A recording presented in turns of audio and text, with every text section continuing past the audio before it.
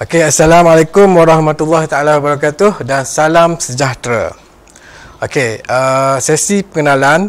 Saya Cikgu Muhammad Hafizi bin Abdul Rashid daripada SMK Kubang Krian 2. Okey, jadi pada hari ini saya akan mengajar pelajar sekalian berkenaan dengan RBT, reka bentuk dan teknologi bagi tingkatan 1, di mana kita akan mulakan dengan bab 1 iaitu dunia reka bentuk.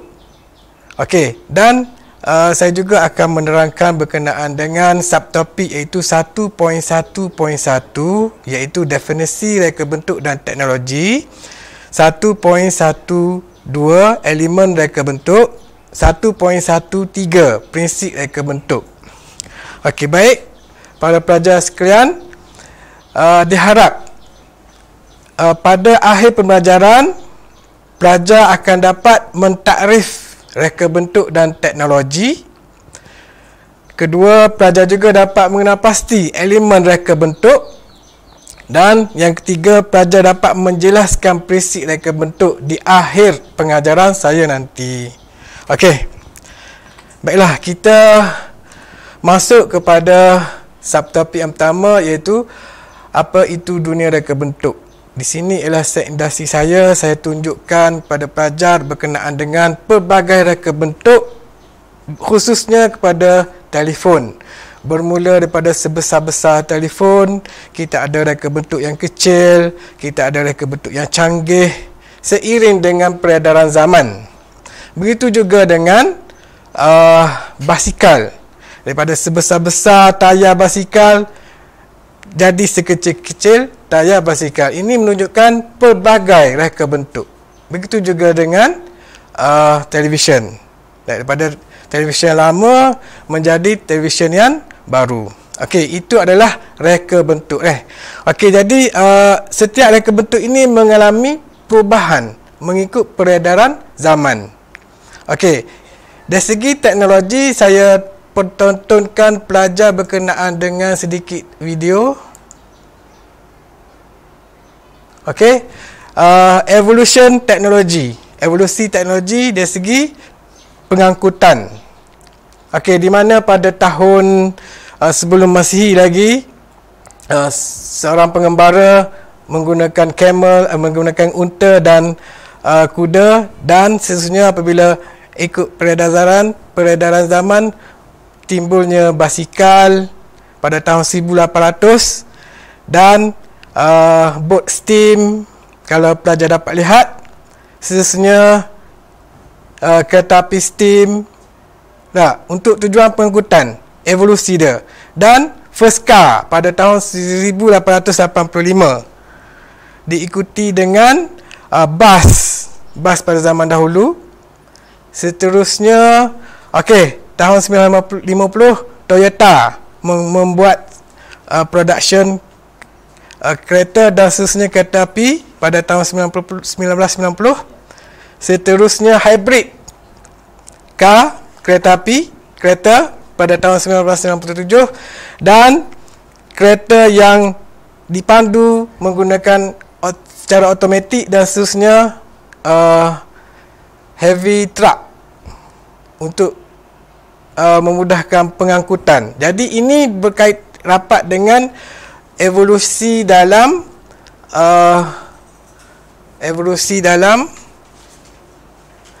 pengangkutan. Sekejap ada gangguan. Okey, jadi kita tengok subtopik. Kita tengok 1.1.1 iaitu definisi reka bentuk dan teknologi. Apakah yang dikatakan dengan reka bentuk? Reka bentuk ialah satu pengetahuan tentang penyusunan bahan secara terancang bagi menghasilkan sesuatu produk untuk memberi impak kepada kehidupan. Itu adalah reka bentuk. Manakala teknologi pula ialah pengaplikasian ilmu sains dan matematik dengan menggunakan sumber semula jadi untuk dijadikan alat, tenaga atau sistem. Jadi fungsi teknologi adalah memudahkan tugasan manusia. Sebagai contoh, daripada sebatang pokok kita hasilkan kerusi menggunakan teknologi. Okey, baik. Jadi maksud reka bentuk dan teknologi adalah reka bentuk dan teknologi merupakan gabungan di antara pengetahuan tentang penyusunan bahan secara terancang dengan mengaplikasikan pengetahuan sains dan matematik. Jadi kita gabungkan reka bentuk dan teknologi menjadi reka bentuk dan teknologi. Tujuannya adalah untuk memudahkan kehidupan manusia. Okey, cuba pelajar lihat dari segi untuk gambar rajah. Daripada zaman dahulu kita menggunakan unggun api untuk menerangi kegelapan. Dan secara perubahan kita mencipta lilin, lampu dan seterusnya sehinggalah mentol. Jadi ini menunjukkan perubahan reka bentuk dan teknologi. Okey. Jadi kita tengok bidang reka bentuk dan teknologi pula. Di bidang reka bentuk dan teknologi ini terbahagi kepada dua, iaitu satu konkret dan satu lagi ialah abstrak. Di mana bidang reka bentuk konkret adalah satu bidang yang kita boleh lihat dan kita boleh pegang. Contoh dari segi teknologi, peralatan, okey, telefon kita boleh lihat dan kita boleh pegang. Contoh lain ialah pakaian, kita boleh lihat dan kita boleh pegang. Sama juga dengan seni, dari segi seramik, masakan, lukisan, alat muzik, seni halus, anyaman, okey, semua kita boleh lihat dan kita boleh pegang. Jadi kita namakan dia tu bidang konkret. Dari segi bidang abstrak pula, kita ada perkhidmatan, iaitu pengangkutan, di mana kita tidak dapat pegang tetapi kita dapat lihat. Sama juga dengan sistem pembelajaran pada hari ini, kita tidak boleh pegang tetapi kita boleh melihat dan mendengar. Okey, contoh lain ialah sistem pengairan, proses langkah. Okey, dari segi komunikasi, bahasa. Bahasa kita tak boleh lihat tetapi kita tak boleh pegang tetapi kita boleh dengar dan lihat. Okey, sama juga dengan bunyi, persuratan, pengiklatan dan grafik. Semua ini adalah bidang abstrak. Tidak boleh dipegang tetapi boleh dilihat. Okey, jelas pelajar? Okey, jadi kita tengok 1.1.12. Elemen reka bentuk. Okey, untuk pengetahuan pelajar, kita ada 7 elemen reka bentuk. Apakah yang dimaksudkan dengan elemen? Elemen ialah perkara yang dapat membantu menzahirkan idea seseorang pencipta dalam membentuk lukisan dan lakaran. Jadi, elemen ini dihasilkan satu reka bentuk yang baik jika kita memasuki elemen. Dan elemen reka bentuk perlu diketahui dahulu sebelum seseorang memulakan projek mereka bentuk. Okey, setiap produk kita ada elemen. Kalau tak ada elemen, produk itu tidak menarik dan tidak menarik dan tidak mencapai kehendak pelanggan. Okey, kita tengok elemen yang pertama, iaitu garisan. Elemen garisan. Garisan adalah cantuman atau sambungan siri titik yang mempunyai ukuran panjang dan jarak. Okey, garisan juga terdapat pelbagai garisan dan mempunyai peranan yang tersendiri. Okey, kalau pelajar dapat lihat sebagai contoh, fungsi garisan ini ialah menunjukkan benda yang dekat dan boleh menunjukkan benda yang jauh. Sebagai contoh, kereta api ni kita boleh lakar dia menunjukkan kereta api itu berada keadaan dekat dan berada keadaan jauh. Itu adalah fungsi garisan. Okey, seterusnya kita ada garisan juga boleh menunjukkan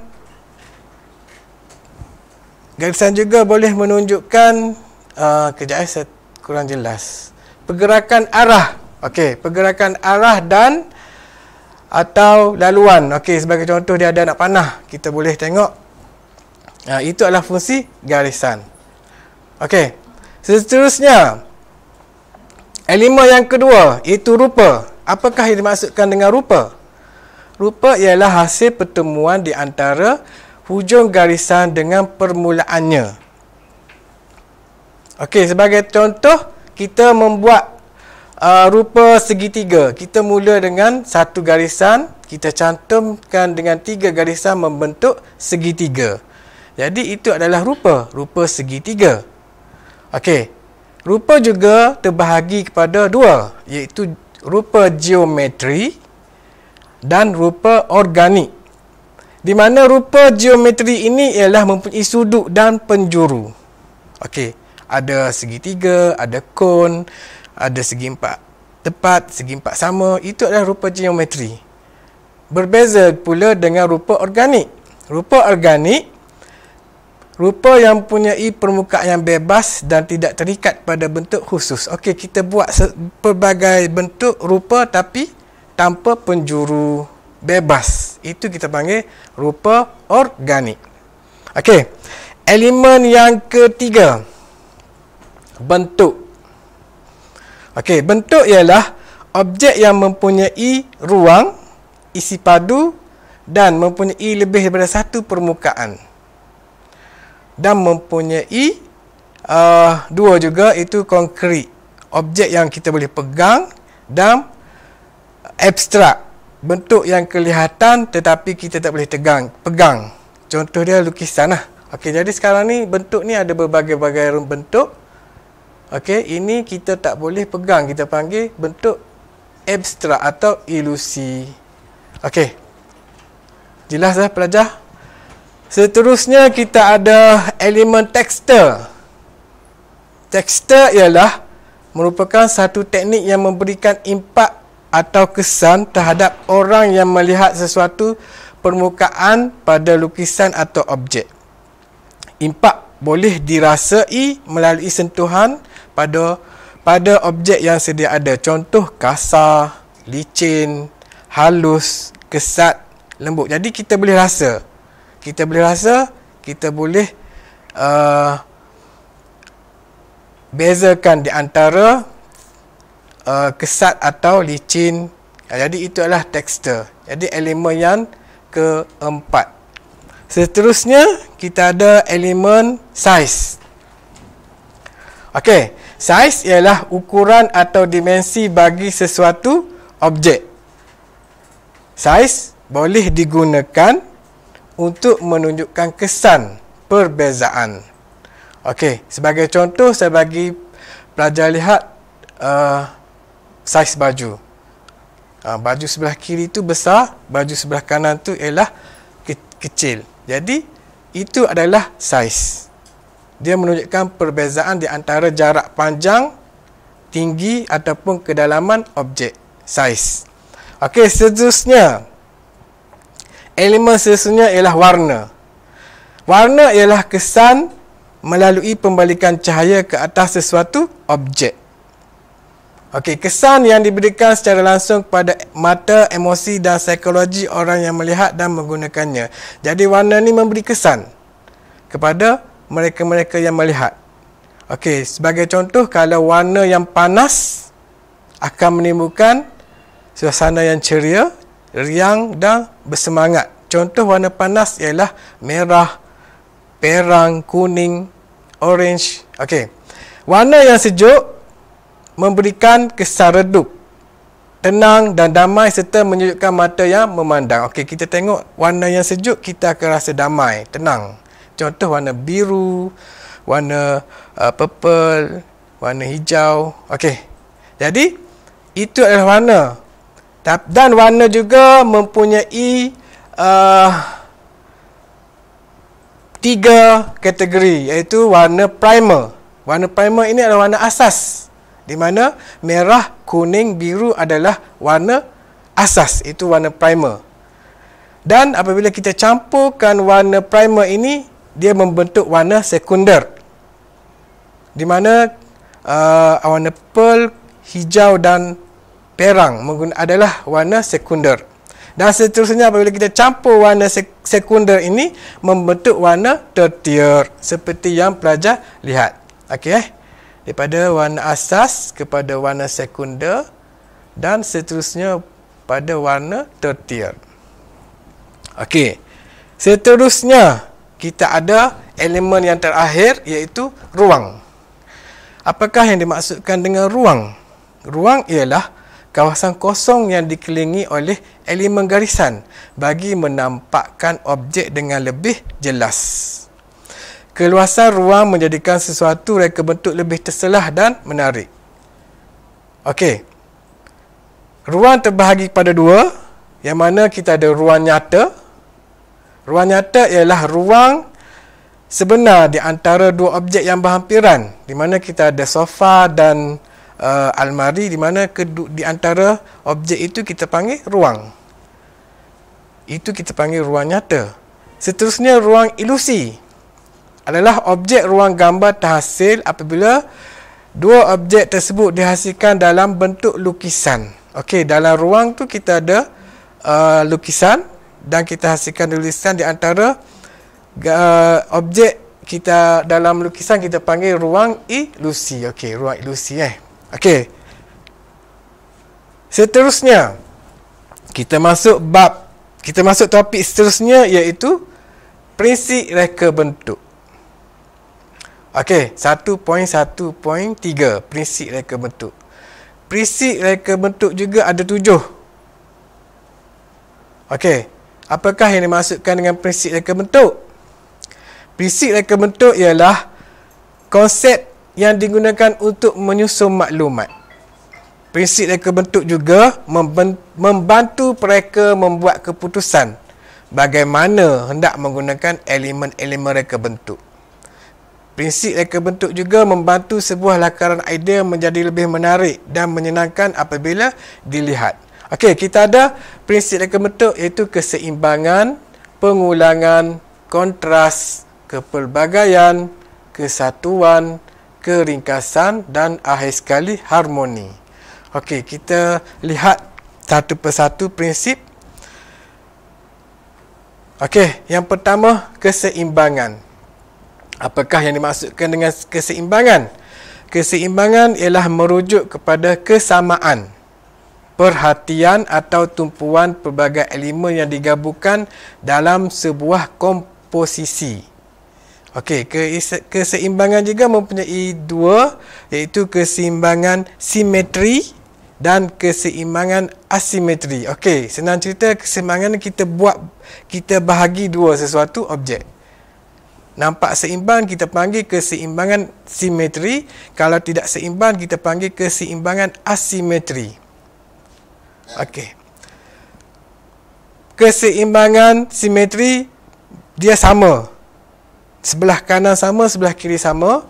Kalau keseimbangan asimetri bersifat menarik dan mempunyai tarikan tersendiri, tidak sama di antara A dan B. Okey. Itu adalah prinsip keseimbangan. Seterusnya kita ada pengulangan. Prinsip yang kedua adalah pengulangan, bermaksud penyusunan semula objek secara berulang-ulang dari segi saiz dan bentuk. Pengulangan boleh berlaku dalam bentuk bersudut, susunan bersiri, selari atau berjejari. Tujuan dia ialah untuk unsur yang berulang dan lengkap. Okey, seterusnya kita tengok dari segi pengulangan ni, setiap objek yang sama untuk menunjukkan sesuatu arah, contoh papan tanda ni, dan dia berbentuk pengulangan, kita panggil itu prinsip pengulangan. Seterusnya kita ada kontras, prinsip yang ketiga. Kontras ialah perbezaan ketara antara ciri elemen yang digunakan. Kontras adalah berbentuk berlawanan. Di antara contoh tekstur, kalau tekstur kasar, kita ada tekstur licin. Okey, kalau kedudukan kiri dan kanan, warna terang dan gelap, saiz besar dan saiz kecil. Okey, bentuk bulat dan persegi. Jadi dia berlawanan. Sebab itulah kita panggil kontras. Okey, tujuan dia ialah untuk menyelahkan perbezaan, menarik perhatian dan memberi fokus kepada para pelanggan kalau kita design sesuatu produk. Okey, seterusnya kepelbagaian. Apakah yang dimaksudkan dengan kepelbagaian? Elemen yang keempat menunjukkan kepelbagaian. Cuba pelajar tengok gambar rajah yang saya sediakan. Okey, ada pelbagai warna dan ada pelbagai jenis ikan yang berwarna-warni. Tujuan dia ialah untuk menambahkan daya tarikan sesuatu rekaan supaya menimbulkan lagi suasana yang berbeza dari segi idea, nilai dan gaya. Okey, itu prinsip yang keempat. Prinsip yang kelima, kesatuan. Okey, kesatuan bermaksud semua elemen bergabung untuk membentuk imej, tema atau idea yang sempurna. Okey, cuba kita lihat gambar rajah yang saya sediakan. Okey, dari segi helaian kertas, kita membentuk burung. Okey, kesatuan ni, kertas banyak ni. Seterusnya, dari segi kulit kerang, kita gabungkan dia menjadi rantai. Dan seterusnya bulatan, kita gabungkannya menjadi imej. Okey, siapa tahu imej apa ni? Imej Olimpik. Okey. Seterusnya, keringkasan. Prinsip yang ke-6, keringkasan. Apakah yang dimaksudkan dengan keringkasan? Idea yang kompleks perlu diolah semula dalam bentuk visual yang lebih ringkas. Okey, idea yang banyak dalam satu-satu objek atau visual akan mengilurkan dan akan menghilangkan tumpuan orang yang melihatnya serta sukar untuk diingati. Okey, sebagai contoh, kita melakar gambar rajah kerusi. Ada gambar rajah A, gambar rajah B, dan gambar rajah C. Jadi, kalau pelajar rasa kerusi manakah yang paling ringkas? A ke, B ke atau C? Okey, terserah. Tapi kalau saya pilih B. Nampak ringkas, tidak berserabut. Okey. Seterusnya, prinsip yang terakhir, itu harmoni. Harmoni bermaksud apabila sesuatu yang dapat memberikan keamanan dan kedamaian.